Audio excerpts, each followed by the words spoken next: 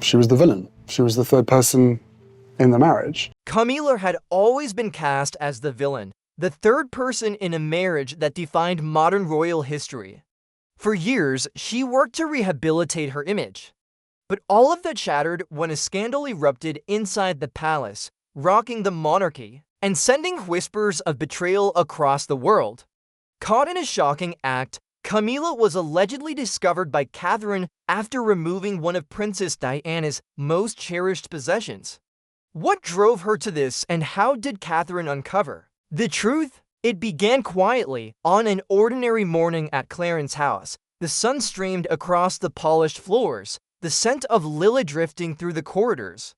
But inside the East Gallery, something felt wrong. On the wall where Diana's portrait had hung for decades, there was nothing but an empty pale rectangle. The painting was more than decoration.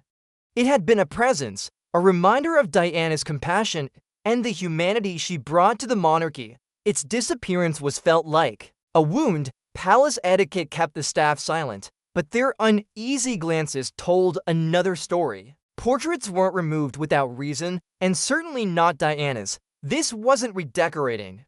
It was a statement. The timing made it even more suspicious. Catherine had just begun planning a private celebration for Charlotte's birthday, carefully selecting family memorabilia so her daughter could feel closer to the grandmother she never met. The missing portrait would have been central to it. When Catherine inquired about its placement, she learned not only had it vanished, but Diana's treasured pearl choker was gone too. To pieces tied to Diana, both missing without explanation. It wasn't just theft, it felt personal. Catherine's instincts told her the truth. In royal life, nothing happens by accident. Her mind went back to a passing moment weeks earlier when she saw Camilla entering the palace vault accompanied only by a single attendant. At the time, she thought little of it. Now, the pieces fit together. Meanwhile, whispers began to swirl among the staff. According to long-serving attendants, the order had been given quietly over tea. It no longer suits the room, Camilla had allegedly said, referring to Diana's portrait. To outsiders, an innocent remark. To those who knew palace code, a command. For Camilla, Diana's serene gaze was a ghost she could never escape. Guests still stopped at the painting to recall Diana's warmth. The comparison was unrelenting. Removing the portrait sent a message. Diana's shadow no longer belonged, but it backfired. Catherine's heartbreak deepened when Charlotte returned to Clarence's house and tugged at her hand, asking, "Where is Granny Diana?"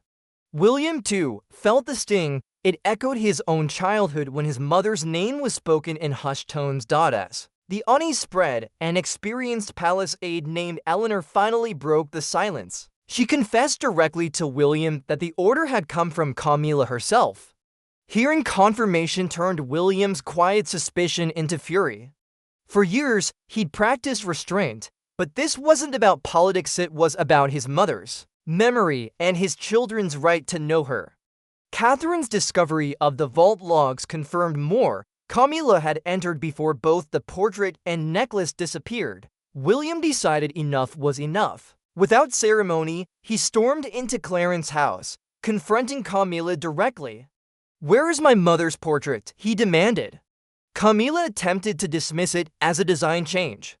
William's response was firm. Diana's memory was not an accessory to be rearranged. Their tense exchange drew a clear line. Diana's legacy would not be erased. But days later, the scandal reached another level. At a formal luncheon meant to project unity, Catherine froze when she saw Camilla wearing the missing pearl choker in full view of ministers and dignitaries.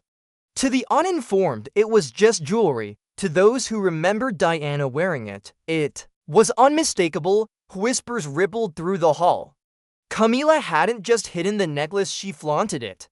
The audacity stunned even her allies. That evening, a veteran palace guard came forward privately to William, his voice steady. He confessed that Camilla had personally ordered him to open the vault and omit the entry. William recorded the testimony, hard proof of what had happened. Armed with evidence, he brought it to his father. King Charles listened but refused to intervene. Let the matter rest, he said wearily his silence was its own verdict. By refusing to defend Camilla publicly, he left her isolated, behind closed doors. Camilla's standing began to collapse. Invitations bypassed her office. Courtiers kept their distance. She still held the title, still dined in gilded rooms, but her influence shrank. Even young Charlotte sensed the shift, asking why Granny Camilla now looked so sad. Catherine's answer was simple: choices have consequences. William, however, wasn't done. If Camilla had tried to erase Diana's presence, he would restore it permanently. Quietly, he arranged for the portrait to be rehung not in a side gallery, but in Buckingham Palace's Grand Hall, the first sight for every visitor. At its unveiling, a new plaque beneath it read, "Diana, Princess of Wales, a legacy of compassion and courage." It was more than an art restoration. It was a declaration. The gesture left no doubt. Diana's memory could not be hidden. It belonged at the heart of the monarchy. For Camilla, it was a humiliating defeat. She had tried to diminish Diana's presence and instead amplified it. Her quiet exile continued, tolerated but no longer central. Diana's painted gaze now looked over the palace as if watching history vindicate her. What happens next inside those walls remains to be seen. Has Camilla's fall cemented Catherine's role as Diana's protector? Or is there more palace drama yet to come? One thing is certain: the woman once called the villain has lost her battle with a memory too powerful to erase.